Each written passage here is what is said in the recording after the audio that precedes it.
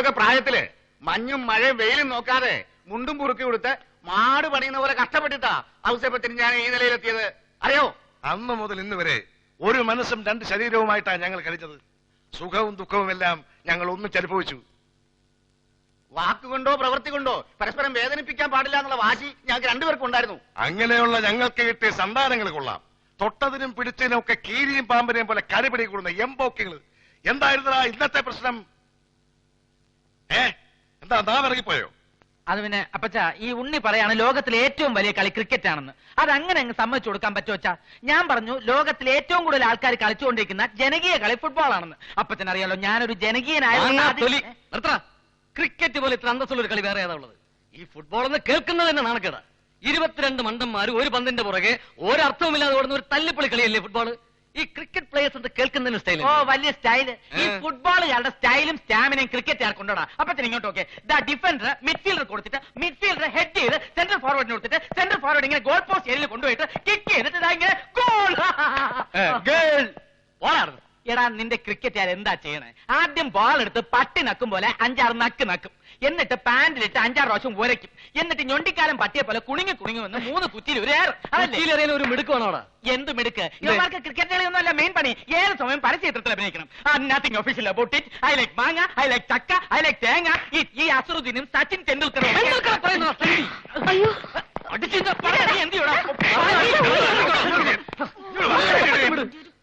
ഞങ്ങളുടെ മുമ്പിൽ വെച്ച് ഇത്രയൊക്കെ കാണിക്കാൻ ധൈര്യം ഉണ്ടെങ്കിൽ ഞങ്ങൾ ഇല്ലാത്തപ്പോ തലതല്ലി കീറുമല്ലോ. രണ്ടിനെ ചൂടിലെടുത്ത് തന്നെ പിടപെടക്കണം. കർത്താവേ, രണ്ടിനെ കാശ് മുടക്കി പഠിപ്പിച്ച് വെറുതെ ആയല്ലോ. വിദ്യാഭ്യാസവും ബോധവുമില്ല. വായി നോക്കികള് സ്വന്തമായിട്ട് ഒരു ബിസിനസ് ചെയ്തെങ്കിലും നന്നാകുമെന്ന് കരുതിയാ നമ്മൾ യുവമാർക്ക് ഒരു തിയേറ്റർ ഇട്ട് കൊടുത്തത്. അതുപോലും നേരെയോ നടത്തിക്കൊണ്ടുപോകാൻ കഴിയില്ലെങ്കിൽ അടച്ചുപൂട്ടി ഗോഡൌൺ ആക്കും ഞാൻ. അത് മാത്രം അച്ഛൻ പറയരുത്. നല്ല അന്തസ്സായിട്ടാ ഞങ്ങൾ തിയേറ്റർ നടത്തിക്കൊണ്ടിരിക്കുന്നത്. ഓ അന്തസ്. അവിടെ രണ്ടും തമ്മിൽ തല്ലല്ലേടാ. ഒരുത്തര് മോഹൻലാലിന്റെ പടം കളിക്കണം, ഒരുത്തര് മമ്മൂട്ടിന്റെ പടം. എന്താന്ന് വെച്ചാ അപ്പച്ചനല്ല കുപ്പച്ചൻ. രണ്ടും അടിപിടി കൂടി നടന്നു. നാളെ നമ്മുടെ ടാക്കീസ് കളിക്കാനിരുന്ന കിങ് പങ്കജവല്ലി കൊണ്ടുപോയി അവളുടെ ടാക്കീസ് കളിപ്പിക്കാൻ പോവാ.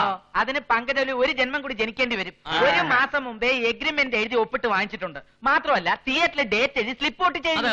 അതൊരു വെള്ളക്കടലാസ് ഒട്ടിച്ചെങ്കിൽ മറച്ചേര്. നാളെ കിങ് കളിക്കാൻ പോകുന്നത് പങ്കജവല്ലി ടാക്കീസ്. അതങ്ങ് പള്ളി പറഞ്ഞാൽ മതി. ഇതെങ്ങനെ വിട്ടാ പറ്റില്ലല്ലോ. ഓ എന്തൊരു സ്നേഹം. സ്നേഹം തന്നെ. ഒരു പ്രശ്നം വരുമ്പോ ഞങ്ങൾ ഒറ്റക്കെട്ടായിരിക്കും.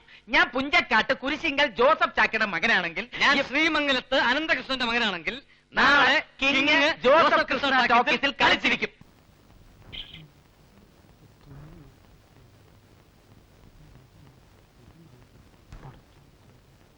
പാപ്പു 40 പഴമുള്ളൂ. 5 എണ്ണം കുറവാണ്. കുറവുണ്ടാ? എങ്കി അത് മതി. ഞാൻ പറൂച്ചന്തേ പോയി ആന്ത്രോസിനോട് ചോദിച്ചിട്ട് വരാപ്പാ. വേണ്ട വേണ്ട, അനക്ക് മുങ്ങാനല്ലേ. ചെറായി മുങ്ങിയ നീ ആലുവേ പൊങ്ങുന്ന ജാതിയാ. അവിടെ നിന്നാ മതി. ഇവിടെ 555 ഉണ്ടോ? എന്തുട്ടാ? 555 സിഗരറ്റ് ഉണ്ടോ? അയ്യോ അത് ഇവിടെ ഇല്ല. ബിൽസോ ചാർമിനറോ തരാം. വാട്ട്? ചാർമിനറോ? 555 ഇല്ലാതെ ഇവിടുത്തെ ആളുകൾ എങ്ങനെ ജീവിക്കുന്നു? അവന്റെ ഉമ്മാടെ ഒരു 555 ദുബായി പോയി ആകാശത്ത് പെയിന്റ് അടിക്കലാണ് തൊഴിലെന്നും പറഞ്ഞ് വന്നേക്കാണ്. ഹിമാറ്. പാപ്പോ കോഴിമുട്ട തീർന്നു പോയി പാപ്പ. മുട്ട വാങ്ങാൻ പോയാലേ നീ മുങ്ങും. കടയിലിരുന്ന് അനക്ക് ശ്വാസം മുട്ടുമല്ലേ? അവിടെ നില്ലട നമുക്ക്. അനക്ക് തെക്ക് വടക്ക് തെണ്ട് നടക്കാനാ?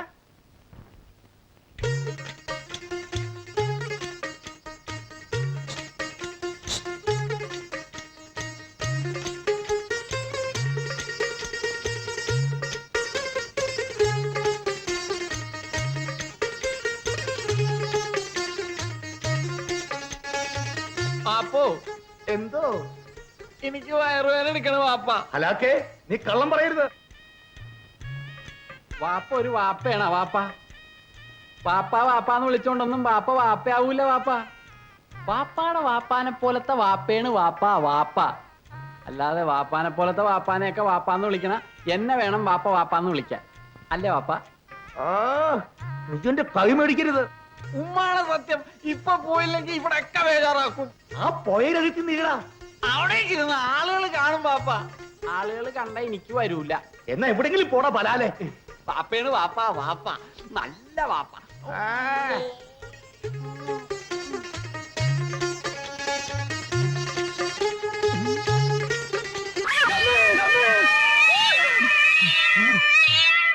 എന്താ സാറേ? നീ കേട്ടില്ലേ? എന്താ ഇപ്പൊ കേട്ടില്ലേ? കേട്ടു? ഇത് അവൾ തന്നെയാ. നമ്മൾ എത്ര പാടുപെട്ട അവളെ വീട് കണ്ടുപിടിച്ചത്. അവൾ ഇത് ഈസിയായിട്ട് നമ്മളെ കണ്ടുപിടിച്ചു. പണ്ടാരടങ്ങാൻ മനുഷ്യനെ പേടിപ്പിക്കാനായിട്ട് എവിടെ ഇരുന്നാണ് ഈ കാലം പൂച്ച കരയണത്? 12 മണിയാവുമ്പോ ഡോക്ടർ മൂത്ത് ഒഴിക്കാൻ ഇറങ്ങും. അപ്പ തലക്കടിച്ചാൽ നാളെ അവൻ ഈ നാട് വിടും, ഉറപ്പാ. ഓച്ചിറ വേലുന്റെ ബുദ്ധി അസാധ്യം. എത്ര മണിയായി? എത്ര മണിയായി? നഷ്ടപാരായി കാണും. അവക്കിറങ്ങി നടക്കാൻ പറ്റിയ സമയാ. ആ സുശീലൻ എവിടെ? അവ അടിച്ച് പിറ്റാച്ചിടന്ന് ഉറങ്ങിയിരിക്കും. കേട്ടില്ലേ? ഇത് അവള് തന്നെയാ. പ്രതികാരം ചെയ്യാൻ ഇറങ്ങിയായിരിക്കും. എന്തിന്? നമ്മൾ അവൾക്ക് യാതൊരു ഉപദ്രവം ചെയ്തിട്ടില്ലല്ലോ. നമ്മളല്ല, സാറ്. പോളിംഗ് ബൂത്തിൽ വെച്ചാൽ സാറിന് അവള് നോട്ടായിട്ട് കാണും.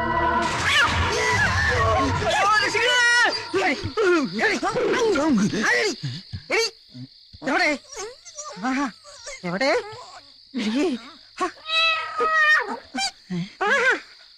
ഇവന്മാർക്ക് ഇതെന്ത് പറ്റി? അവള് നിസ്സാരക്കാരിയല്ല, നാഗവല്ലിയുടെ കുഞ്ഞമ്മേരെ മോളാ. അതേത്? സാറ് വല്ലതും പറഞ്ഞ? ഇല്ല, താൻ വല്ലതും പറഞ്ഞു? ഞാനൊന്നും പറഞ്ഞില്ല. സാറ് പി സൂര്യ കാര്യം പറഞ്ഞു. ഞാനോ? ഒരിക്കലും പറഞ്ഞിട്ടില്ല. ഇപ്പൊ മനസ്സിലായി. എന്ത്? അവള് ചില്ലറക്കാരിയല്ല, മിമിക്രിക്കാരിയാ.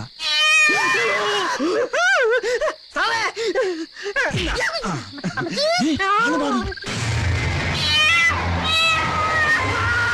ചന്ദ്രപ്പാ! ചന്ദ്രപ്പാ! ചന്ദ്രപ്പാ! എന്തു പറ്റി? സുശീല! സുശീല! എന്താ എന്താ മനുഷ്യ കിടന്ന് ഉറങ്ങാനും സമ്മതിക്കില്ല. അയ്യോ, എന്ത് പറ്റി? നമ്മുടെ ചന്ദ്രപ്പനെ പ്രേതം പിടിച്ചു. ആണാ? അയ്യോ, എപ്പോ? സോഡകുട്ടി ലാർജ് വേണോന്നാ? മനസ്സിലായ? അവര് സംസാരിച്ചു നഷ്ടപ്പെട്ടു. അവന് ഊമയായി. എടാ തെണ്ടി, എന്റെ തലക്കിട്ട് താങ്ങിയതാണെന്ന് ഞാൻ കണ്ടതാ.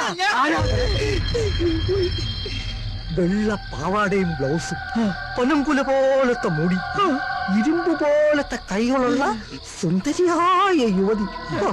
പ്രായം 18. മൈഥിലി. ചന്ദ്രപ്പാ! എടോ ചന്ദ്രപ്പാ! എന്താ സാറേ? കണ്ടില്ലേ, 2 ടയറും പഞ്ചറായി. ഇന്നലെ അവൾ ഈ ബൈക്കിന്റെ പുറത്തിരിക്കുന്നത് കണ്ടപ്പോഴേ ഞാൻ സംശയിച്ചതാ. സാറിന്റെ അടുത്ത് അവൾക്ക് എന്തോ അടങ്ങാത്ത പകയുണ്ട്. സാറൊരു കാര്യം ചെയ്യും, ഹോസ്പിറ്റലിലോട്ട് പൊയ്ക്കോ. വണ്ടി ഞാൻ ശരിയായി കൊണ്ടുവരാം. ഓക്കെ. അതെ സാറേ, പോകുന്ന വഴിക്ക് സൂക്ഷിക്കണേ. ചോരയും നീരും ഊറ്റി കുടിക്കുന്ന ഇനവാ. കണ്ടില്ലേ, അത് കിട്ടാതെ വന്നപ്പോ സാറിന്റെ ഏറുറിഞ്ചി കുടിച്ചത്.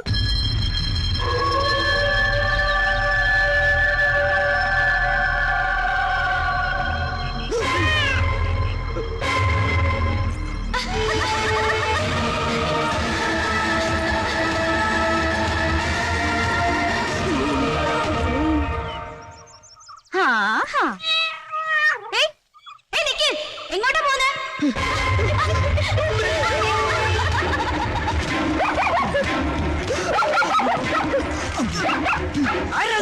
പട്ടി! പോണ പറ്റിയാ?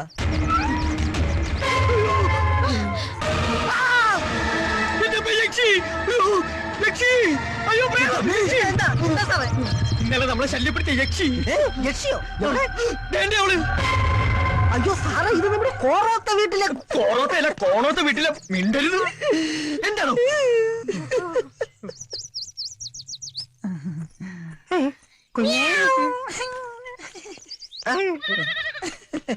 സാറേ, അത് ആരാണെന്നാ പറഞ്ഞത്? യക്ഷി. അപ്പൊ ചന്ദ്രപ്പനെ തലക്കടിച്ചത് ഈ യക്ഷിയാണെന്നാണോ? അതേണോ? എന്താണോ ചിരിക്കുന്നത്? ചിരിപ്പിച്ചിട്ട്. ഇത് യക്ഷിയല്ല, കച്ചി വേറെ. നിർത്തോ, തന്റെ ജോലി ഞാൻ തെറിപ്പിക്കും. പിന്നെ ജീവിതത്തിൽ താൻ ചിരിക്കത്തില്ല. കുട്ടി മാപ്പാക്കണം. വേണ്ട, ഒരു വക്കാലത്തും വേണ്ട. അയാൾ എന്തെന്നെ വിളിച്ചേ? യക്ഷിന്നോ? ഞാൻ ആരാന്നൊക്കെ കാണിച്ചു കൊടുക്കാം. സാറേ, ആ കുട്ടി പ്രേതമൊന്നും അല്ല. സാർ എന്തിനാ അതിനെ യക്ഷി എന്നൊക്കെ വിളിച്ച് കളിയാക്കുന്നത്? ഇനി അതെങ്ങാനും വീട്ടിൽ ചെന്ന് പറഞ്ഞ ആകെ കുഴപ്പാവത്തേ ഉള്ളൂ.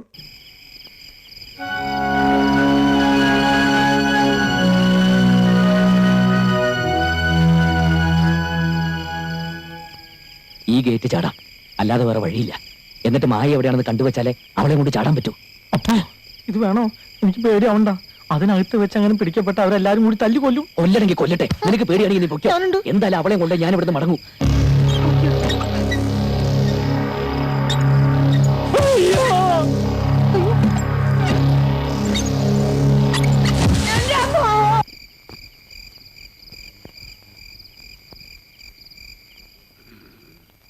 പ്രേതം പ്രേതം നല്ല പോ.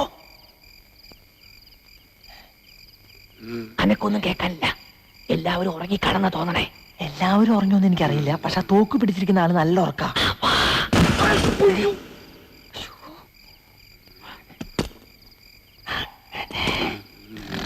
ഉറങ്ങിക്കോട്ടോ.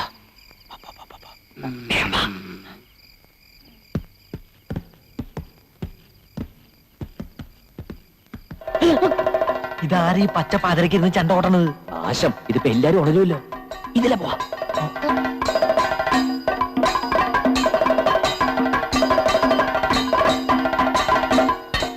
ഓ ചതിച്ചു കഥകളി. ഇനി ഇത് തീരാതെ ഒറ്റെണ്ണം ഉറങ്ങൂല. പണ്ടാറം എപ്പ തീരും? ഇത് തീരണമെങ്കിൽ കോഴി കൂടണം. ഇറങ്ങിയ വന്നപ്പോ ഒരു കോഴിനും കൂടി കൊണ്ടുവരായിരുന്നു.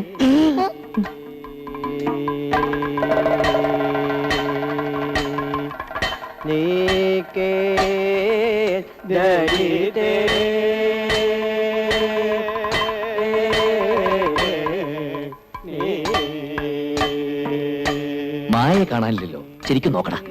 ഞാൻ നോക്കണ്ട, പക്ഷെ എനിക്ക് ചില മുദ്രകൾ മനസ്സിലാവണില്ല. ആ കൂട്ടത്തില് മായ ഉണ്ടോ നോക്കാൻ. ആ കൂട്ടത്തിൽ ഉണ്ടെങ്കിൽ എന്നെ അങ്ങനെ തിരിച്ചറിയാനാ? ഒരു ജാതി മുഖമൂടിയും കിരീടം. നീ ഇങ്ങോട്ട് വന്നേ. ആ കൂട്ടത്തില് മായയെ കാണാനില്ല. അവളുടെ വീട്ടുകാരും ഇല്ല. അവരൊക്കെ വേറെ ഏതോ ഭാഗത്താന്ന് തോന്നുന്നു. ഈ തക്കത്തിന് നമുക്ക് അകത്ത് കയറി നോക്കിയാലോ? എന്നാ വാ വാ.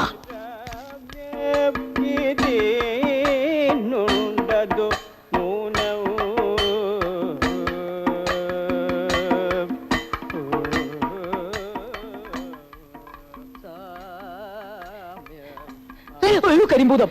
ഇവിടത്തെ മുഴുവൻ മുറികൾ നോക്കി തേനെങ്കിൽ ചുരുങ്ങിയത് ഒരു കൊല്ലെങ്കിലും വേണ്ടി വരും. നീ ആ ഭാഗത്ത് പോയി നോക്ക്, ഞാൻ ഈ ഭാഗത്ത് പോയി നോക്കാം. ഞാൻ ആ ഭാഗത്ത് അങ്ങനെ മായനെ കാണണമെങ്കിൽ ഉറക്കെ വിളിച്ചു കൂകാം. കൊളമാക്കം. ഒച്ച വെച്ച കൊന്നുകളെ ഞാൻ. നീ നോക്കടാ. പതുക്കെ. സാമ്യമകന്നൂരുദ്യാനം എത്രയും അഭിരാമം ഇതിനുണ്ടതു ന്യൂനം.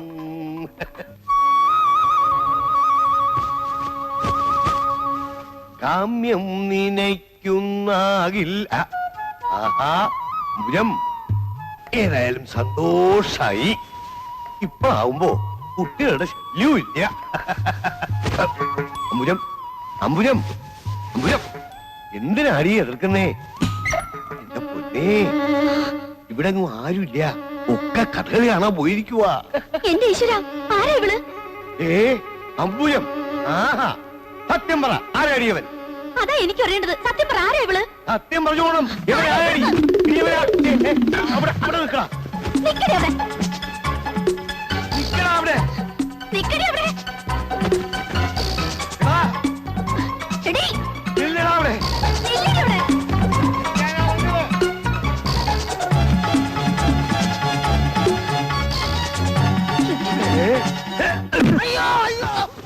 എന്താടാ ഇത്? തല്ലിയതുപോലെ സ്വപ്നം കണ്ടു. അയ്യോ, ഇതാരി. എടാ, ആരാത്?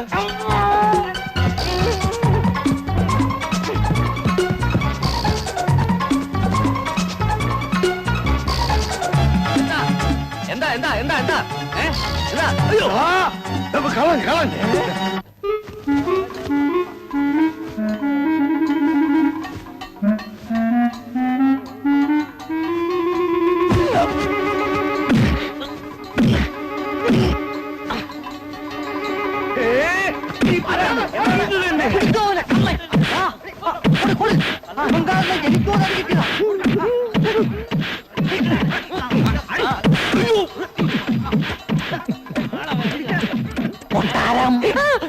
കൊട്ടാരം മൊത്തളെ ഇനി എന്താ ചെയ്യാ? തൽക്കാലം പുറത്തേക്ക് ഇറങ്ങണ്ട. നമുക്ക് ഇവിടെ എവിടെയെങ്കിലും വിളിക്കാം. വരുന്നത് വരട്ടെ. എന്തായാലും ഇപ്പൊ പറഞ്ഞതിരിക്കട്ടെ. മേലിൽ എന്നോട് എന്തെങ്കിലും അനാവശ്യം പറഞ്ഞാൽ ചെരുപ്പ് മോന്തലിരിക്കും. പറഞ്ഞേക്കാം. രോഹിണി ആ കൂടെ തെറ്റിദ്ധരിച്ചിരിക്കുകയാണ്. രോഹിണിക്ക് എന്നെ അടിക്കണം, ഒന്നോ രണ്ടോ അടിച്ചോ. പക്ഷേ ഇറങ്ങടോ, ഇറങ്ങടോ.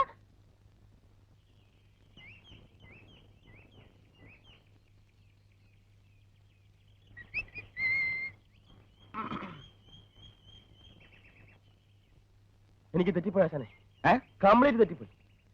നമ്മൾ ഈ കലാരംഗത്തേക്ക് വന്നത് ഇതിനൊന്നുമല്ല. എന്ത് പറ്റി? പറ്റിയൊന്നും ഇനി പറഞ്ഞിട്ട് കാര്യമില്ല. ഇവിടെ എന്നെ പോലെ ആത്മാർത്ഥതയുള്ള ഒരു കലാകാരന് മാനം മര്യാദയ്ക്ക് ജീവിക്കാൻ ഒക്കത്തില്ലെന്ന് ഇന്നെനിക്ക് മനസ്സിലായി. മാനം മര്യാദ കല ഇതൊക്കെ എനക്കെന്താണോ ബന്ധോ? മാനം മര്യാദ കാണിച്ചതിന് ചിലപ്പോ ആരെങ്കിലും കൈവച്ച് കാണും. ആരും ഒപ്പിച്ചിട്ടുണ്ടാവും. ഞാൻ പറയുന്നത് പോണാ അവിടുന്ന് ഒരു പണി എടുക്കുന്നുണ്ടല്ലേ? അവിടെ ഇരുന്നാ മതി. നിങ്ങളെ രണ്ടുപേരെ ഞാൻ എന്റെ ഡിയർ ഫ്രണ്ട്സ് ആയിട്ടാണ് കണക്കാക്കിയിട്ടുള്ളത്. ഭാസ്കരോ, എന്തോ ഇതെന്തോ പാര വെക്കാനുള്ള പുറപ്പാടാ. അല്ലാതെ ഞമ്മ രണ്ടാളും ഡിയർ ഫ്രണ്ട്സ് ആയിട്ട് നമുക്ക് ഇതുവരെ കരുതിയുണ്ടോ? ഇല്ല. എന്താ വെച്ചാ കാര്യം വെച്ചാ പറ. കല എന്റെ ചോറ. ആ ചോറ് നമ്മളും കളിയാ. ആണേ, കലാരംഗത്തുള്ള ഒരു പെൺകുട്ടിയെ പവിത്രമായ കണ്ണുകൊണ്ടല്ലാതെ ഞാൻ ഇതിനായിട്ട് നോക്കിയിട്ടില്ല. ഇനി അങ്ങോട്ട് അങ്ങനെ തന്നെ നോക്കിയാൽ മതി. ഇല്ലെങ്കിലേ എന്റെ മൊന്തന്റെ ഷേപ്പ് മാറിപ്പോവാ നമുക്ക്.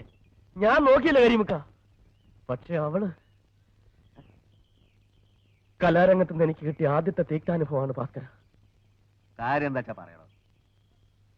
ചിലപ്പോ ഞാനൊരു സുന്ദരനായി പോയതുകൊണ്ടായിരിക്കും അല്ലേ? ഒടുവിൽ അവളുടെ നിർബന്ധത്തിന് വഴങ്ങേണ്ടി വന്നു. ആളാരാണോ? ഇനി ഇപ്പൊ അത് പുറത്തൊന്നും പറയണ്ട. നമ്മുടെ ആ വെളുത്ത പെണ്ണുണ്ടല്ലോ, അതിന്റെ പേരെന്താ? രോഹിണി. രോഹിണി എന്താ? വരട്ടെ. നീ എന്താ പറഞ്ഞപ്പോ കേൾക്കാത്തത്? ഇവൻ വെറുതെ പറയുന്നത് അത് നല്ല കുട്ടിയാ. പോണാ അവിടുന്ന്. ഭാസ്കര, എന്റെ അച്ഛനാണ് സത്യം. നോക്ക് നോക്ക്, നഗക്ഷതങ്ങൾ നോക്ക്.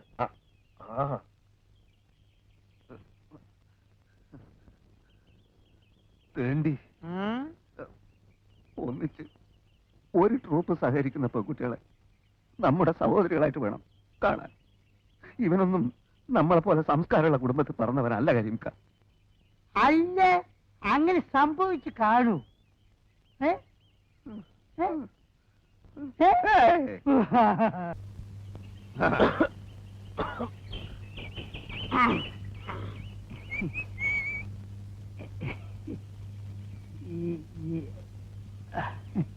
നിങ്ങൾ ക്യാമ്പ് വൃത്തിയേടാക്കുമല്ലേ? ഞങ്ങൾക്ക് പുറത്തിറങ്ങി നടക്കണ്ടേ? ആളുകൾ മൊത്തം നോക്കണ്ടേ? എന്താണ് ഞങ്ങളെ കണ്ട്? അല്ല, നിങ്ങൾ കണ്ടല്ലേ? ആ പടച്ചോനാണ് മുത്തു മോനെ ആരോട് പറയുന്നത് കേട്ടോ. അയാൾക്കിന്റെ കൂടി പിടിയും വലിയൊക്കെ ആയിരുന്നു. എന്റെ കുപ്പായ ആകെ നാശമായി. ഇതങ്ങനെയുള്ള പിടിയും വലിയൊന്നല്ല. പിന്നെ എന്റെ ഒരു സുഖമുള്ള പിടിയും വലിയ. എന്തായി? എന്താ പെട്ടെന്ന് ഇങ്ങോട്ട് പോകുന്നത്? അല്ല, ഇപ്പൊ ആരാണ് എപ്പോഴാണ് അങ്ങോട്ട് കേറി വരിക എന്നുള്ളത് നമുക്ക് പറയാൻ പറ്റില്ലല്ലോ. ഏതായാലും പടച്ചോനാണ് ഒരു കാര്യം തീർച്ചയാ. നമ്മൾ വിചാരിച്ചോ നല്ല ഉള്ളി. നിങ്ങളെങ്ങനെ വിചാരിച്ചു? ഞാൻ വിചാരിച്ച നല്ലൊരു പെൺകുട്ടിയാണ്. പോക്കാണ് മോനെ. അത് ഞാൻ പറഞ്ഞല്ലേ പോകാം. ഏതായാലും നമുക്ക് കിട്ടാവുള്ള നമുക്ക് കിട്ടാം. ഇനി ആ ഏരിയയിലേക്ക് ഞാനില്ല.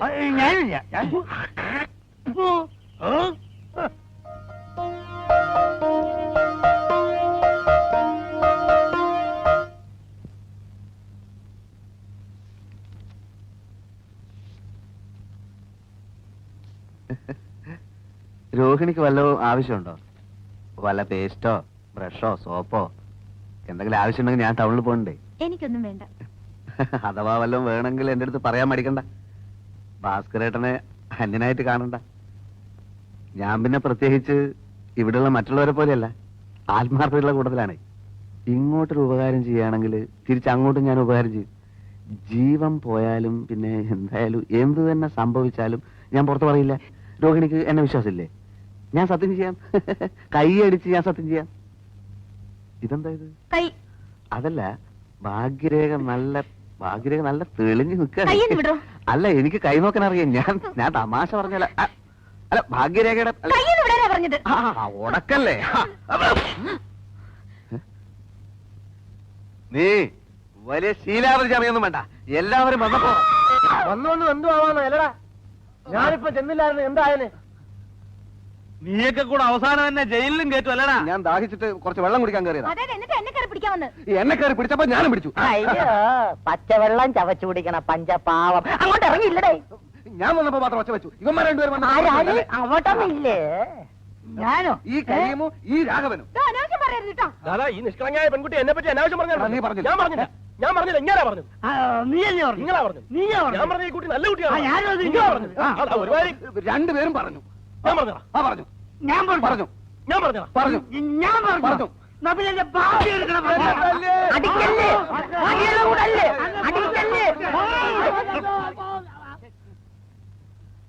മര്യാദയ്ക്ക് ഇവിടെ കഴിഞ്ഞില്ലേ? എല്ലാത്തിനും ഞാൻ വിഷം തന്നു കൊല്ലും.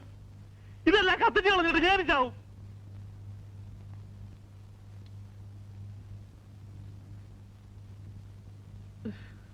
നമസ്കാരം.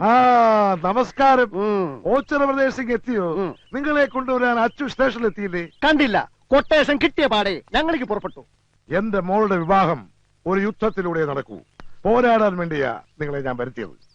മനസ്സിലായി. വരൻ ശത്രുരാജ്യത്തുള്ളവനാണല്ലേ? അല്ല, ഈ നാട്ടുകാരനാ. സന്തോഷം. ഒരു യാത്ര ഒഴിവായി. പിന്നൊരു കാര്യം, കല്യാണത്തിന് പ്രഥമനും പാൽപായസവും ഒക്കെ വേണം. ഒരു സദ്യ ഉണ്ടിട്ട് ഒരുപാട് നാളുകളായി. സദ്യ ഉണ്ണാനല്ല, ഗുണ്ടാപ്പണിക്കാ വരുത്തിയത്. അക്കാര്യത്തിൽ വിശ്വസിക്കാം. ചെറുക്കനെ കൊന്നാണെങ്കിലും ഞങ്ങൾ കൊണ്ടുവരും. ശവത്തിനെ അല്ല കിട്ടേണ്ടത്, എനിക്കവനെ ജീവനോടെ വേണം. എന്നാൽ ഒരു ഐഡിയ, ചെക്കനെ പിടിച്ച് മുന്നിലിട്ട് തന്നാൽ ഒരു പോറിന് പോലും ഏൽപ്പിക്കാതെ ഇവിടെ എത്തിക്കുന്ന കാര്യം ഞങ്ങൾ ഏറ്റു. മണ്ടന്മാരാണല്ലേ? അല്ല, ഗുണ്ടകളാ. രണ്ടും ഒന്ന് തന്നെ. ഇനി വേറൊരു മണ്ടൻ നിങ്ങളെ തിരക്ക് റെയിൽവേ സ്റ്റേഷനിൽ കിടന്ന് കറങ്ങുന്നുണ്ടാവും.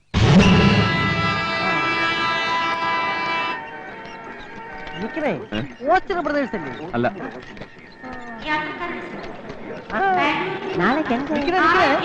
പ്രദേശല്ലേ? അല്ല, കായലുള്ള പ്രദേശ.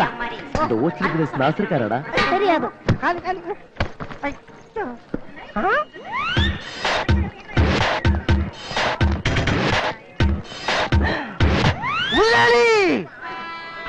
ഹായ് അച്ഛാ. സ്വന്തം തന്തയേക്കാൾ ഇവന് നിന്നോടാണ് കാര്യമെന്ന് ഇപ്പൊ മനസ്സിലായി. അത് പിന്നെ ഞാൻ ഇവന്റെ നന്മയ്ക്ക് വേണ്ടിയേ പ്രവർത്തിക്കൂന്ന് ഇവൻ അറിയാം. ഇപ്പൊ എന്നെ കൊണ്ടുവന്നിരിക്കുന്നത് തന്നെ അതിനല്ലേ. നീ നാട്ടിലെത്തിയ കാര്യം ആരും അറിയണ്ട. നിന്നെ കണ്ടാ ഉണ്ണിത്താൻ റാഞ്ചി കൊണ്ടുപോകും. കാര്യങ്ങളൊക്കെ നിനക്കും അറിയാലോ അല്ലേ? ചിലതൊക്കെ ഇവൻ പറഞ്ഞു. എന്നാ പോവാം. നീ ഇതിൽ കയറണ്ട, ആ വണ്ടി കയറിയാ മതി. ഞാൻ ബുദ്ധിപൂർവ്വം അറേഞ്ച് ചെയ്തതാ. നീ ആ വണ്ടിയും കൊണ്ട് ആൽത്തറ ചുറ്റി മണ്ണ് റോഡിലൂടെ എത്തിയാ മതി. ഇങ്ങനെ പേടിച്ചാൽ എങ്ങനെ നാട്ടിൽ ജീവിക്കും? നിന്റെ കല്യാണം കഴിയുന്നവരെ ഇങ്ങനെയൊക്കെ മതി. ചെല്ലടാ. നീൻകുട്ടി, നീ ഇതിലോട്ട് കയറ്. ആ ഗ്ലാസ് അങ്ങ് കയറ്റിക്കോ, അല്ലെങ്കിൽ നിന്നെ കുറിച്ച് അന്വേഷണം വേറെ വരും. നീയും പൊക്കിക്കോ ഗ്ലാസ്.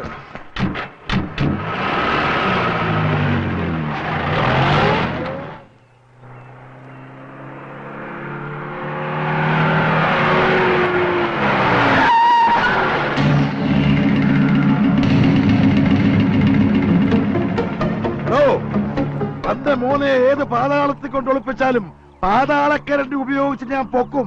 ഞാനാ ആ പാതാളക്കരണ്ടി. പുറത്തേക്ക് ഇറങ്ങി വാടോ കുറുമേ. കേസ് കൊടുക്കും, പിണ്ണാക്ക് തീറ്റിക്കും എന്നൊക്കെ പറഞ്ഞ് കുറച്ചുനാൾ മുമ്പ് നീ എന്റെ വീട്ടിൽ വന്ന് വിപ്ലവം സൃഷ്ടിച്ചില്ലേ? അപ്പോഴേ എനിക്ക് തോന്നി നിന്റെ മകനെ നീ തന്നെ മുക്കിയതായിരിക്കുന്നു. മുക്കാൻ അവനെന്താ തുള്ളിനീല?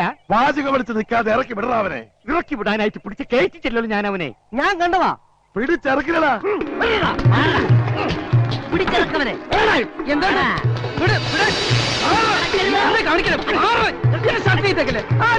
അയ്യോ, ഇയാളറിയില്ലേ? ഇദ്ദേഹമാണ് വട്ടപ്പറമ്പിൽ ഉണ്ണിത്താൻ. ഇയാളിപ്പിച്ചൊരു പ്രശ്നത്തില. കെട്ട് കഴിയാത്തൊരു മോളുണ്ട്. ആര് ഈ നാട്ടിൽ വന്നാലും മോളെ കെട്ടണം എന്ന് പറഞ്ഞുകൊണ്ട് വരും. നിനക്ക് പറ്റുമോ ഇയാളെ മോളെ കെട്ടാൻ? അയ്യേ, എന്നെ കൊണ്ട് പറ്റില്ല. സോറി കേട്ടോ ഉണ്ണിത്താൻ ചേട്ടാ. കണ്ടോ, ഇവന് പറ്റില്ല എന്ന്. എന്നാ ഞങ്ങൾ പോയിക്കോട്ടെ, ഇച്ചിരി ധൃതിയുണ്ടേ. എനിക്ക് മൊത്തം ഒന്ന് പരിശോധിക്കണം. മൊത്തം ഒന്ന് നോക്കടാ. നോക്കടാ. അകത്താരെങ്കിലും ഉണ്ടോ? ഇല്ല. ബാക്ക് സീറ്റിന്റെ അടിയിൽ നോക്ക്. നീ ഇത് ചെയ്യാ? ദേഹ പരിശോധന നടത്തുകയാ. കുണ്ടപ്പോയ കുടത്തിലിട്ടപ്പോഴാണല്ലോ. മൊത്തം പരിശോധിച്ചു. ഡ്രൈവർ അല്ലാതെ വേറെ ആരുമില്ല. ഉണ്ണിത്താനെ, ഇനി പരിശോധിക്കാൻ എന്റെ അണ്ടർവെയറിന്റെ പോക്കറ്റ് ബാക്കിയുണ്ട്. വേണം. അയ്യോ വേണ്ട, തൊട്ടുപോകരുത്. നീ വണ്ടി കയറണം മോനെ. മാറാ. അല്ല മുതലാളി, അതൊക്കെ എവിടെ?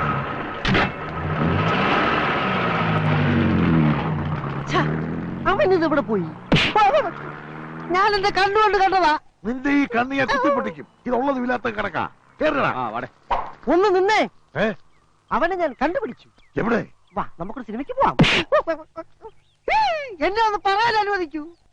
ഇത് മോർഫിങ്ങാ. സിനിമ കണ്ടാലേ മുതലാളിക്ക് അത് മനസ്സിലാവും. കൂടുതൽ പറഞ്ഞാൽ നിന്റെ മോറടിച്ച ഫിങ്ങാക്കും. എന്റെ മുതലാളി, ഇത് കമ്പ്യൂട്ടർ വിദ്യ. ഒരാളെ മറ്റൊരാളാക്കുന്ന ടെക്നോളജി. കൊച്ചുകുറുപ്പിനെ അയാൾ ബാംഗ്ലൂരിൽ കൊണ്ടുപോയി മോർഫിംഗ് നടത്തിയിട്ട് വരിക. ശരിയാണോടാ? സത്യം. ഈ വിദ്യ ഉപയോഗിച്ച് എന്നെ വേണമെങ്കിൽ മോഹൻലാലാക്കാം, മുതലാളിയെ കുരങ്ങാക്കാം, കഴുതയാക്കാം. ഇപ്പോഴും അത് തന്നെ ആണല്ലോ. വിട്ടികളെ,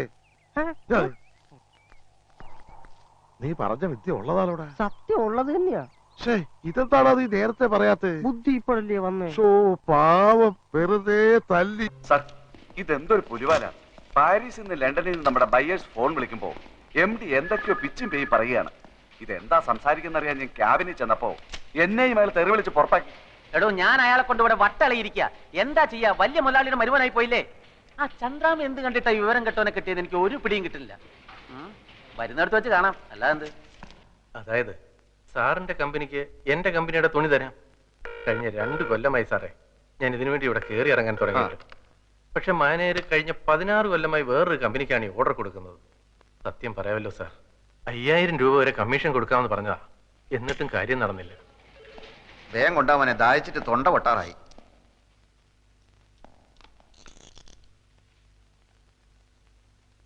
പഞ്ചാര കൂടുതലാണ്, നന്നാറി എസൻസ് ചേർത്തിട്ടില്ല. ഏത് കടയിൽ നിന്നാടോ ഇത്? പോസ്റ്റ് ഓഫീസിനടുത്തുള്ള ആ ഹമുക്കിനോട് ചെന്ന് പറ, ഇങ്ങനെയല്ല ഗ്രേപ്പ് ജ്യൂസ് ഉണ്ടാക്കാൻ. ഓൻ അറിഞ്ഞൂടെങ്കിൽ ഇങ്ങോട്ട് വരാൻ പറ, നമ്മൾ പറഞ്ഞു കൊടുക്കാം. നാരങ്ങ പിഴിഞ്ഞിട്ടില്ലെന്ന്. ഈടെ ജ്യൂസ് എന്താ വേണ്ടിയത്?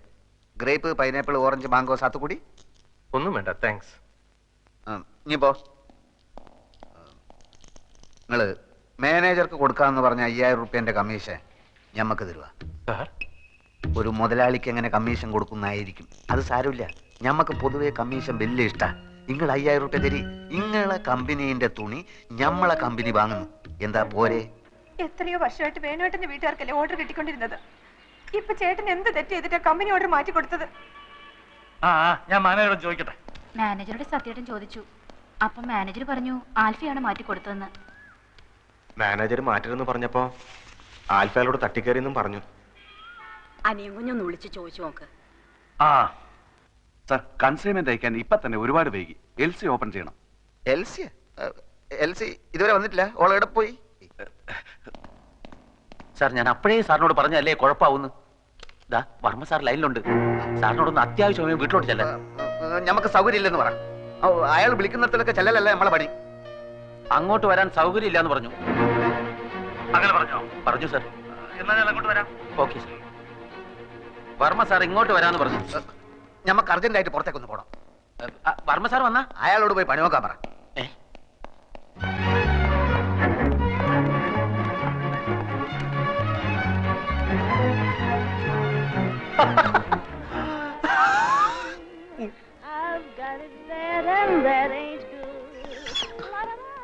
ഇനി ഇവിടെ ഇരുന്ന് സുഖിക്കാണല്ലേ? നമ്മളെ കൊണ്ട് കഴിയില്ല ഇനി ഇവിടെ ഇരിക്കാൻ. ആകെ കുലുമാല്. മനുഷ്യന് മനസ്സിലാവാത്ത ഭാഷയിൽ എഴുത്തും കുത്തും വർത്താനോ. ഫോണെടുത്ത് പോയാ മുഴുവൻ മുടിഞ്ഞ ഇംഗ്ലീഷ്. കുറെ നായിന്റെ മക്കളെ നമ്മൾ കുളിച്ച് തെറി വിളിച്ച് എന്നിട്ട് രക്ഷയില്ല. നീ ഇപ്പൊ എന്തിനാ ഇങ്ങോട്ട് വന്ന്? താൻ എന്തെങ്കിലും അനാവശ്യം പറഞ്ഞിട്ടുണ്ടാവും, അല്ലാതെ വെറുതെ ചൂടാവുന്ന ആളല്ല. ഞാൻ വേണമെങ്കിൽ മാപ്പ് ചോദിക്കാം സാർ. ആദ്യം എന്താ ഉണ്ടായെന്ന് അറിയട്ടെ.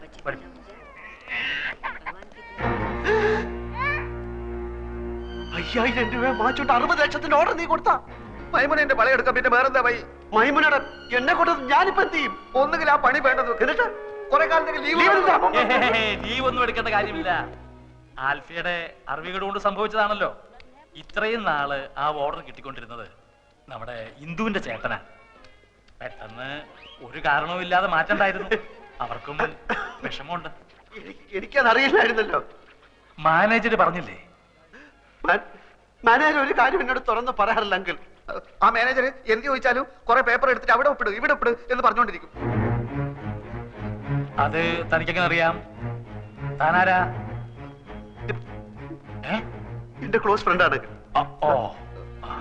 ഞാൻ എല്ലാ കാര്യവും ഇയാളായിട്ട് ഡിസ്കസ് ചെയ്യായിരുന്നു. ചന്ദ്രനെ കാണാൻ വന്നതാണ്. ഏതായാലും കഴിഞ്ഞതൊക്കെ കഴിഞ്ഞു. ആൽഫിക്ക് വല്ലാതെ ദേഷ്യം വന്നു എന്നൊക്കെ അറിഞ്ഞു. അതാണല്ലോ അയാൾ പോയി പണി നോക്കട്ടെ എന്നൊക്കെ എന്നെ പറ്റി അതാ മാനേജറുള്ള ദേഷ്യം കൊണ്ട് പറഞ്ഞ. അതെനിക്ക് തോന്നി. ആൽഫി വരൂ, അയാൾ പുറത്ത് നിൽപ്പുള്ളൂ. ഞാൻ വരില്ല. എനിക്ക് അയാളുടെ മുഖം കാണാൻ എന്റെ കൺട്രോൾ പോവും. അതെന്താ? ക്ഷമിക്കണം, ഞാൻ അയാളെ കാണില്ല. അയാള് മാപ്പ് പറയാനാണ് വന്നത്. കുറ്റവാളികൾക്ക് മാപ്പ് കൊടുക്കുന്ന വകുപ്പ് എന്റെ നിയമപുസ്തകത്തിലില്ല. അയാളെ തല്ലാനായി എന്റെ കൈകൾ ധരിച്ചപ്പോഴാണ് ഞാൻ ഇറങ്ങി ഓടിയത്. വീണ്ടും അയാൾ ഇവിടെ വെച്ച് കണ്ടാൽ എനിക്ക് അയാളെ കണ്ട. ഞാൻ മാനേജ് ചെയ്തോളാം. എനിക്ക് അയാളെ കണ്ട. ഞാൻ മാനേജ് ചെയ്തോളാം. ഓക്കെ, ഞാനില്ല ഇവിടെ. ഓക്കെ, ഞാൻ വിചാരിച്ച ശരിയാണ്. തന്റെ ഉള്ളു കുഴപ്പങ്ങൾ. ഇനി എന്തെങ്കിലും പ്രശ്നം ഉണ്ടായാൽ താൻ എന്നെ അറിയിച്ചാൽ. എന്റെ കയ്യിൽ തെറ്റുണ്ടെങ്കിൽ ഞാൻ മാപ്പ് ചോദിക്കാം. എനിക്ക് അയാൾ ആകെ ടെൻസ്ഡ് ആയിട്ട് നിൽക്കുകയാണ്. മാപ്പ് ചോദിക്കുന്നതൊക്കെ ഓഫീസിൽ വെച്ച് സൗകര്യം പോലെ മതി. ഇല്ല സർ, ഓഫീസിൽ മറ്റു സ്റ്റാഫുകളുടെ മുന്നിൽ വെച്ച് ഇൻസൾട്ട് ചെയ്താൽ എനിക്കത് മാനക്കേടാണ്. ഇവിടെ വെച്ചാവുമ്പോ എന്ത് വേണമെങ്കിലും പറഞ്ഞോട്ടെ. തല്ലുന്നെങ്കിൽ തല്ലി. മിസ്റ്റർ രവീന്ദ്രൻ, സാറ് സൈൻ ചെയ്താലേ അക്കൗണ്ടന്റ് പണം അടയ്ക്കൂന്ന് പറഞ്ഞു.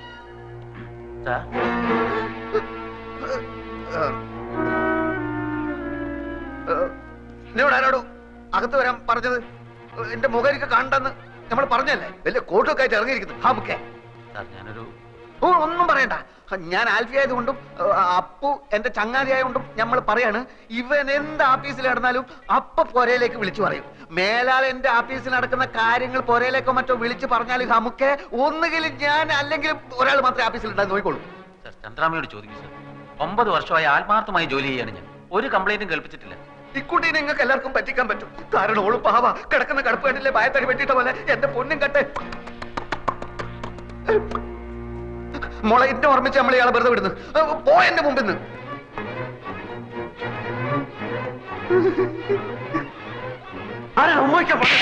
അങ്ങനെ പോകരുത്. കാര്യങ്ങളൊക്കെ അപ്പ പറഞ്ഞു നിൽക്കുന്നതാണ് നല്ലത്. ഒന്നുമില്ല. ഒരു കാര്യം മാത്രം, ഓഫീസിൽ വെച്ച് ഇയാളോട് ദേഷ്യപ്പെടരുത്. നമുക്കൊക്കെ ഒരു കൊച്ചു ജീവിതമല്ലേ ഉള്ളൂ. അത് പിണങ്ങാനും വെറുക്കാനും ഉപയോഗിക്കുന്നതിന് പകരം ഇണങ്ങാനും ഇഷ്ടപ്പെടാനും ഉപയോഗിക്കുന്നതല്ലേ കൂടുതൽ ഉചിതം. എന്തു പറയുന്നു? എന്താ ഫ്രണ്ടിന്റെ പേര്? അപ്പു. ഓക്കെ, എല്ലാം ഇതോടെ അവസാനിച്ചു. രക്ഷപ്പെട്ട് മേലിൽ എന്നോട് ചോദിക്കാതെ ഓഫീസിൽ ഒരൊറ്റ കാര്യം ചെയ്തു പോരുത്.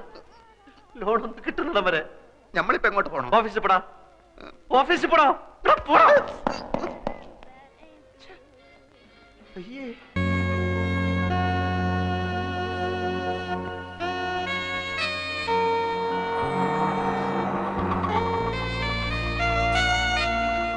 ടൗണിൽ മുഴുവനും പോസ്റ്റർ ഒട്ടിച്ചു കഴിഞ്ഞു. സാഗർ കോട്ടപ്പുറം എഴുതുന്ന സർവീസ് സ്റ്റോറി ഗസറ്റഡ് രക്ഷി. ആ തഹസിൽദാർ പൂതനയുടെ അതേ മുഖമാണ് പോസ്റ്ററിൽ. താലൂക്ക് ഓഫീസിന്റെ ചുവരിലൊട്ടിച്ച പോസ്റ്ററിന്റെ മുമ്പിൽ അവളുടെ ജീപ്പ് വന്ന് നിൽക്കുന്നതും പോസ്റ്റർ കണ്ടവൾ നടുങ്ങുന്നതും ഞാൻ നേരിട്ട് കണ്ടു. എന്താണ് അവളുടെ അടുത്ത് നീക്കമെന്നറിയാൻ ഞാൻ കാത്തുനിന്നു. 5 മിനിറ്റ് കഴിഞ്ഞില്ല. പ്യൂൺ വെളിയിൽ വരുന്നു, പോസ്റ്റർ വലിച്ചു കീറുന്നു. ഞാൻ നേരെ മാമച്ചന് ഫോൺ ചെയ്തു. ഉച്ചക്ക് മുമ്പ് അതേ ചുമരിൽ പോസ്റ്റർ വീണ്ടും ഒട്ടിക്കുമെന്ന് മാമച്ചൻ എനിക്ക് വാക്ക് തന്നിരിക്കുക. Very good, very good. അവൾ തന്നെയാണ് ഗസറ്റഡ് രക്ഷി എന്ന് അവൾ അറിഞ്ഞല്ലോ. എന്നാലേ അവൾ നോവൽ വായിക്കൂ.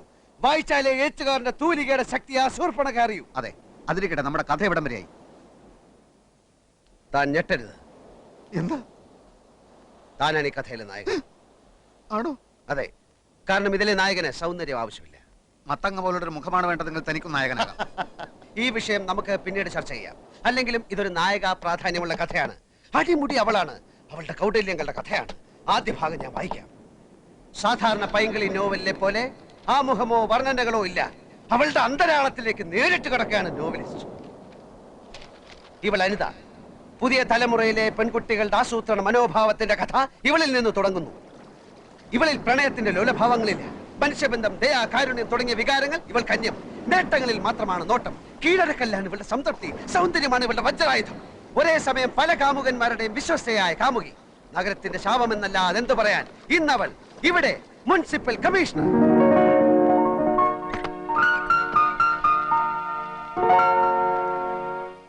തലയ്ക്കകത്ത് കളിമണ്ണ് മാത്രമുള്ള ഈ കമ്മീഷണറെ സ്ഥലം മാറ്റാൻ നഗരപാലകർ ശ്രമിച്ചതിന്റെ ഫലമായിട്ടാണ് പുതിയ കമ്മീഷണർ ദിലീപ് മേനോൻ സ്ഥലത്തെത്തുന്നത്.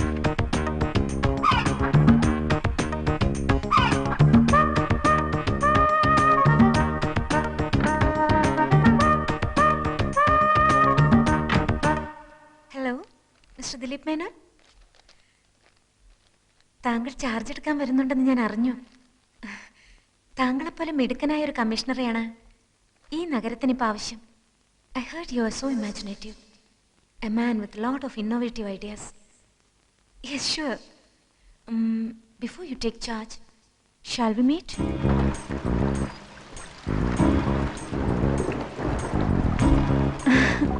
എന്തിനാണ് വരാൻ പറഞ്ഞത്? ആദ്യം അകത്തോട്ട് കടന്നിരിക്കൂ. പറയാനുള്ളത് പറയൂ. ഒരുപാട് പറയാനുണ്ട്. എങ്കിൽ ഞാൻ നാളെ വരാം.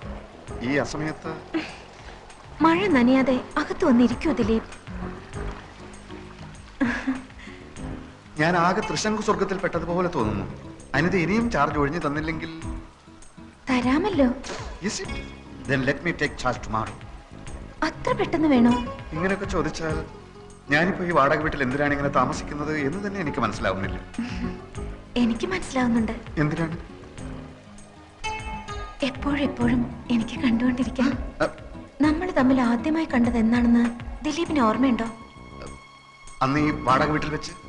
അല്ല ദിലീപ്, അതിനു മുൻപ്, ജന്മാന്തരങ്ങൾക്ക് മുൻപ് നമ്മൾ കണ്ടിരുന്നു, സ്നേഹിച്ച് ജീവിച്ചിരുന്നു. എന്റെ ഈ മടുപ്പിക്കുന്ന ഏകാന്തതയിലേക്ക് എന്നെങ്കിലും ഒരു നാൾ എന്റെ ദിലീപ് വീണ്ടും വരുമെന്ന് എനിക്കറിയാമായിരുന്നു.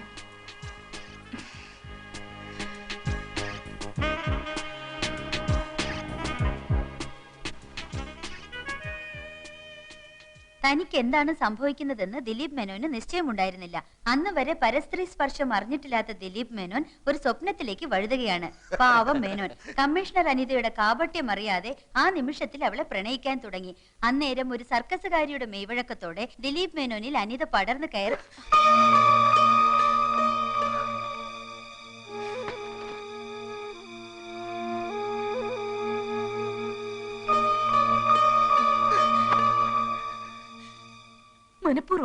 മനഃപൂർവ്വമാണ് ഒക്കെ. സാർ ഒന്ന് വായിച്ചു നോക്ക്. എന്തൊക്കെ വൃത്തികേടുകളാ അയാൾ എഴുതി കൂട്ടിയിരിക്കുന്നത്. പിന്നീട് ദിലീപ് മേനോൻ പ്രഭാതത്തിൽ ഉദിച്ചു വരുന്ന സൂര്യനെ കണ്ടില്ല, നിലാവ് കണ്ടില്ല, ആകാശത്ത് പറന്നു നടക്കുന്ന പറവകളെയും പുൽമേടുകളിൽ മേഞ്ഞു നടക്കുന്ന കുഞ്ഞാടുകളെയും കണ്ടില്ല. പ്രണയമെന്ന ചതിക്കുഴിയിൽ തന്നെ വീഴ്ത്തിയ ആ വഞ്ചകിയുടെ പുഞ്ചിരി മാത്രമായി എപ്പോഴും മനസ്സിൽ. നഗരത്തിലെ പാർക്കുകളിൽ, കടലോരങ്ങളിൽ അവരുടെ രാവുകളും പകലുകളും പ്രണയാതുരമായി തുടിച്ചുകൊണ്ടിരിക്കവേ ഒരു സായാഹ്നത്തിൽ എങ്ങു നിന്നോ തീഷ്ണമായ ആ രണ്ട് കണ്ണുകൾ അവരിൽ വന്ന് പതിച്ചു. തുടരും. അതേത് തീഷ്ണ കണ്ണുകൾ? അതാണ് സസ്പെൻസ്. ഇപ്പൊ താൻ ആകാംക്ഷയോട് ചോദിച്ചില്ലേ, അതാണ് തുടർക്കഥയുടെ ടെക്നിക്ക്. വായനക്കാരെ അടുത്ത ലക്കം വരെ മുൾമുനയിൽ നിർത്തുക. ഈ തീഷ്ണ കണ്ണുകളുടെ ഉടമസ്ഥൻ ആരാന്നാണ് ഞാൻ ചോദിച്ചത്. സസ്പെൻസ് ആണെന്ന് പറഞ്ഞില്ലടോ. എന്നാലും അടുത്ത ലക്കത്തിൽ ആ തീഷ്ണ കണ്ണം കയറി വരില്ലേ? അങ്ങനെ ഒരുത്തന്റെ ആവശ്യം എന്തായിപ്പോ? സംഗതി വഞ്ചനയും മറ്റുമൊക്കെ ആണെങ്കിലും ഞാനും നായികയും പ്രണയിച്ചിങ്ങനെ സുഖിച്ചിരിക്കുമ്പോ മറ്റൊരുത്തൻ അങ്ങനെ ഇടയ്ക്ക് കയറി വരുന്നത് എന്തിന്? അത് പറയാൻ താൻ ആര്? ഒരു എഴുത്തുകാരുടെ സ്വാതന്ത്ര്യത്തിൽ കയറി കൈകടത്തിയുണ്ടല്ലോ. ഒരു പിണ്ണാക്കൂല്ല. ഇറാൻ ഭരണകൂടം സൽമാൻ റഷ്ദിയുടെ തലയ്ക്ക് വില പറഞ്ഞില്ലേ? എന്നിട്ട് എന്ത് സംഭവിച്ചു? അയാൾ ഇപ്പോഴും ഒളിച്ചു നടക്കല്ലേ? അയാൾ ഒളിച്ചു നടന്നാലും അയാളുടെ തൂലിയേക്ക് വിലങ്ങ് വെക്കാൻ ആർക്കെങ്കിലും കഴിഞ്ഞോ? ഇനി ഞാനൊരു സത്യം പറയാം. തഞ്ഞിട്ടത് താനല്ല ഈ കഥയിലെ യഥാർത്ഥ നായകൻ. ഈ വരുന്ന തീഷ്ണ കണ്ണുള്ളവൻ അയാളാ ശരിക്കുള്ള നായകൻ. അയാൾ അതിപ്രശസ്തനായ ഒരു സാഹിത്യകാരനും ഒരു നോവലിസ്റ്റും. ഓ, മനസ്സിലായി. ഈ വരുന്ന നോവലിസ്റ്റിന്റെ പേര് സാഗർ കോട്ടപ്പുറം എന്നായിരിക്കും അല്ലേ?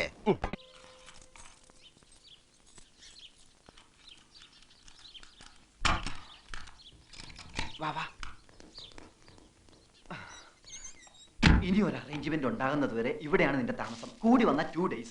എവിടെ? ലോഡ്ജ് ഉടമയും ജീവനക്കാരും ഒന്നും അറിയാതെ സൂക്ഷിച്ചോളണം. ഒന്ന് പിടിച്ചേ.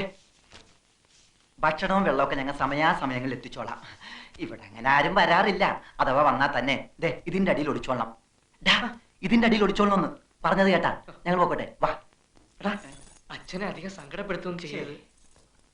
രാധു, എടാ സൂക്ഷിച്ചോണേ. എന്ത്? ചുമ്മാ പേടിപ്പിക്കാതെ പോടാ. വരട്ടടാ.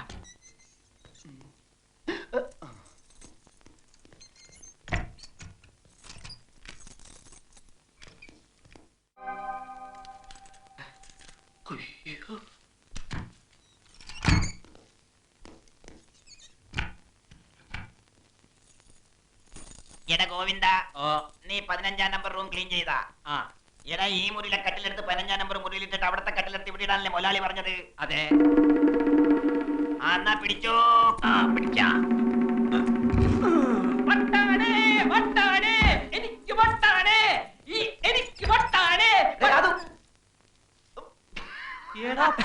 നിങ്ങളായിരുന്ന പോക്കിരിത്തരം കാണിക്കുന്നു. മനുഷ്യന്റെ ചങ്ക് പറഞ്ഞു പോലെ പണിയെ പോലെ കാണിച്ച് മതി തൊലിക്കല് നിർത്തിയിട്ട് കാര്യം പറ. എന്തായി സംഭവം? എന്തായി? ഒന്നും ആകാനില്ല. മാൻ മിസ്സിംഗ് കളി അവസാനിക്കുന്നു, നീ പുറത്തിറങ്ങുന്നു.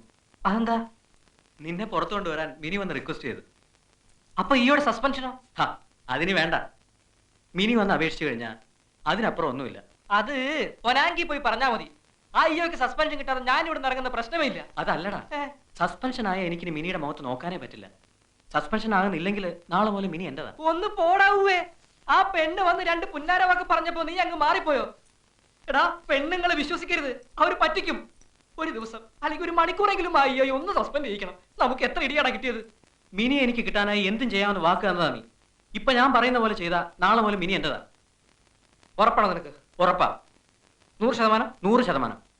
എന്നാ വാക്കുക. വാക്ക് മിനിയെ നിനക്ക് കിട്ടുമല്ലോ. കിട്ടും എന്നാ റെഡി. നദിയുടെ വടക്കേ അറ്റത്ത് എനിക്ക് ഇഷ്ടപ്പെട്ട ഒരു സ്ഥലമുണ്ട്, അവിടെ വെച്ച് കാണാം. അത് ഏത് സ്ഥലമാടാ സുധി? നമ്മുടെ പഴയ വള്ളം കിടക്കുന്ന സ്ഥലമാണാ?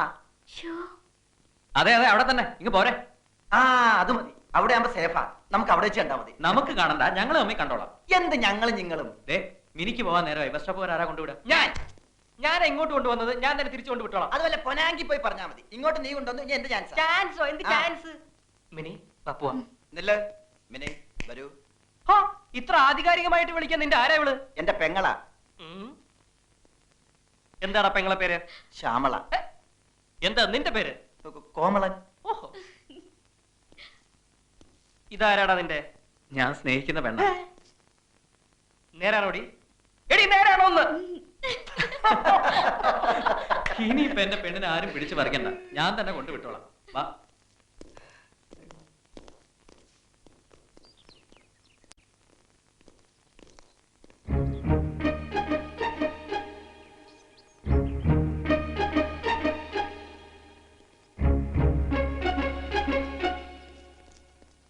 ഇതിനാണോടാ മക്കളെ പോലെ കരുതി ഞാൻ നിന്നെയൊക്കെ ഇവിടെ താമസിപ്പിച്ചത്?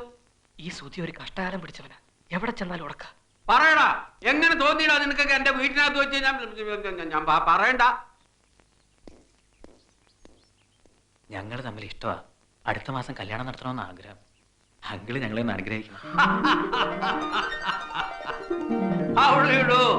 I am retired Colonel R.C. Nair. All the best wishes to you. Bus സ്റ്റോപ്പിൽ കൊണ്ട് വിടണം, നേരം പോയി. Oh, yes, carry on. Please. They are in love. They are going to marry also. ഞാൻ വിചാരിച്ചു മറ്റെന്തോ പരിപാടിയാണ്. അവരിപ്പോ എന്നെ പറ്റി എന്ത് വിചാരിച്ചു കാണും? അതൊന്നും സാരില്ലെങ്കിൽ നോക്കിയേ, നല്ല ചേർച്ചയാ. They are lovebirds. They are going to fly.